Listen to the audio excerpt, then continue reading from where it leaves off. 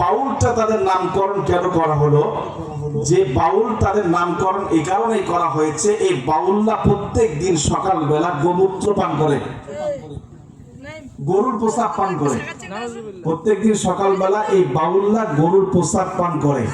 আমাদের কথা হলো, বাবা তুমি গরুর প্রসাব পান করবা নাকি গোবর পান করবা, খাবার তোমার ব্যাপার সেটা, কিন্তু ইসলাম নিয়ে তুমি কেন টানাটানি করো? কোরআন নিয়ে কেন তুমি টানাটানি করো? আমরা কিছুদিন আগে দেখতে পেয়েছি এই বাউল আবুল সরকার কোরআনকে নিয়ে ব্যঙ্গ করেছে, সূরা নাসকে নিয়ে ব্যঙ্গ করেছে। সূরা নাসের মধ্যে সে বলতেছে আল্লাহ তাআলা নাসের কথা বলেছে এবং সে আমাদের আল্লাহ রাব্বুল আলামিনকে নিয়ে ব্যঙ্গ করেছে।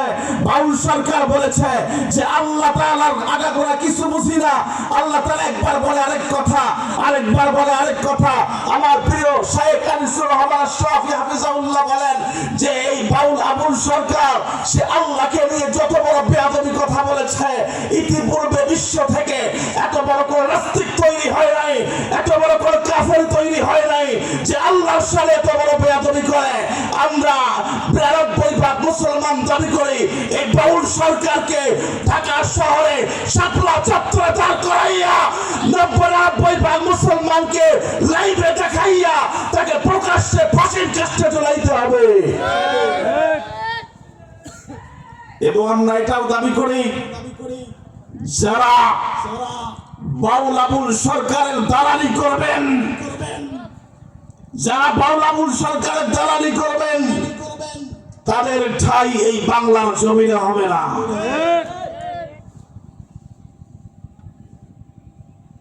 আমরা চুপ থাকবো না।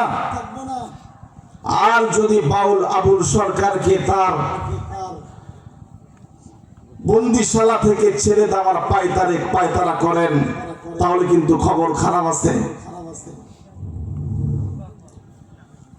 এর উপস্থিতি বলছিলাম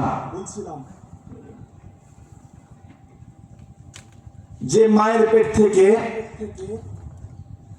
আব্দুল কাদের জিলানী হতে পারে, আবার এই মায়ের পেট থেকে এই ধরনের নাস্তিক মুরতাদও তৈরি হতে পারে, হয় কি না? তাহলে দুই মা, এক মায়ের পেট থেকে আব্দুল কাদের জিলানী হয়, আরেক মায়ের পেট থেকে কাদিয়ানী গোলাম আহমদ কাদিয়ানী হয়। তাহলে পার্থক্য আছে না?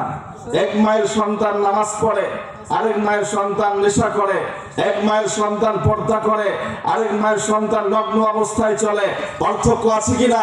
পার্থক্য একটাই, যে মা তার ছোটবেলা থেকে তার সন্তানকে কোরআনের শিক্ষা দিয়েছে, যে মা ছোটবেলা থেকে তার সন্তানকে পর্দা শিখিয়েছে, অর্থাৎ যে মা নিজে পর্দাশীল, তার মেয়েকে পর্দার কথা বলা লাগে না, বলেন না?